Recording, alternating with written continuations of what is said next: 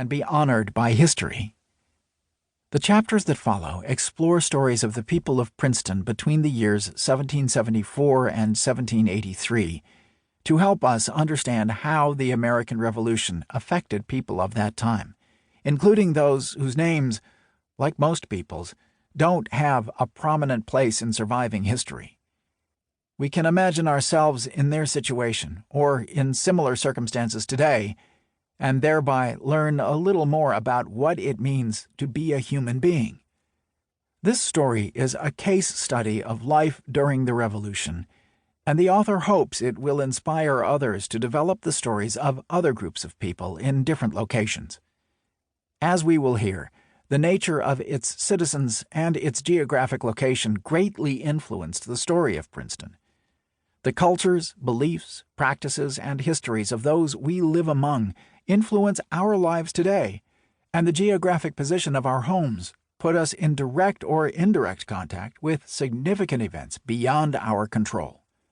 The purpose of this book is to raise questions in the minds of its listeners about their own lives, as much as it is to tell a true, fascinating story, seemingly with only local interest, about the Revolution. The settlement and development of the Princeton area. Just 100 years before our story begins, travelers described the area of west-central New Jersey as a wilderness through which a Native American trail ran connecting the Raritan and Delaware rivers. Europeans began to settle the territory that became Princeton in the late 1600s. James, Duke of York, brother of King Charles II, granted the land that would become New Jersey to Sir George Carteret and Lord John Berkeley in 1664 after the British victory in the First Anglo-Dutch War.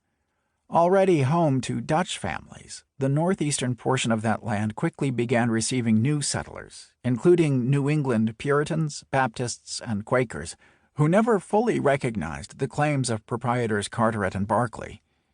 When his stressful dealings with these settlers bankrupted him, Berkeley sold his portion in 1674 to a group of Quaker investors, including William Penn, who developed the colony of West Jersey, leaving Carteret with East Jersey, which he later sold to Scottish investors.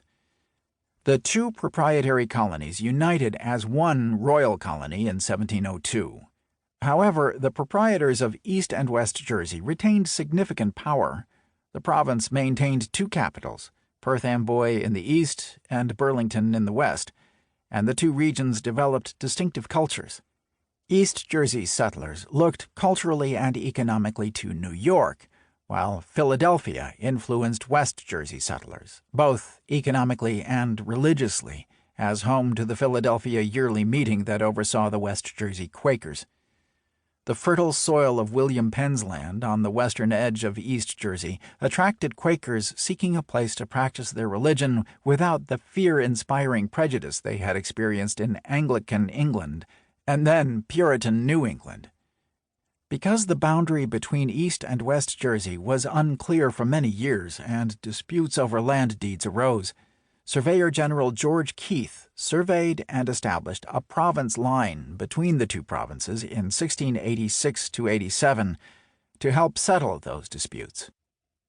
The area that became Princeton developed on the east side of Keith's province line, and settlement began in the early 1680s with the arrival of Henry Greenland and his then son-in-law Daniel Brinson from Burlington, who purchased 424 acres near today's Kingston in 1686. John Horner followed in 1695, purchasing 500 acres located between today's Washington and Harrison Streets. In 1696, John Houghton purchased land, and Richard Stockton, ancestor of the signer of the Declaration of Independence, purchased some property from Brinson. The same year, Benjamin Clark, a native of Scotland living in Piscataway, New Jersey, purchased 1,200 acres on the western side of today's Princeton, and William Olden of Piscatawny bought 400 acres from him. Joseph Worth acquired 200 acres from Benjamin Clark in 1697, most, if not all, on the south side of Stony Brook in the vicinity of the mills that bear his name. The same year, another early settler, Benjamin Fitzrandolph, came from Piscataway, where he had been a neighbor of Benjamin Clark,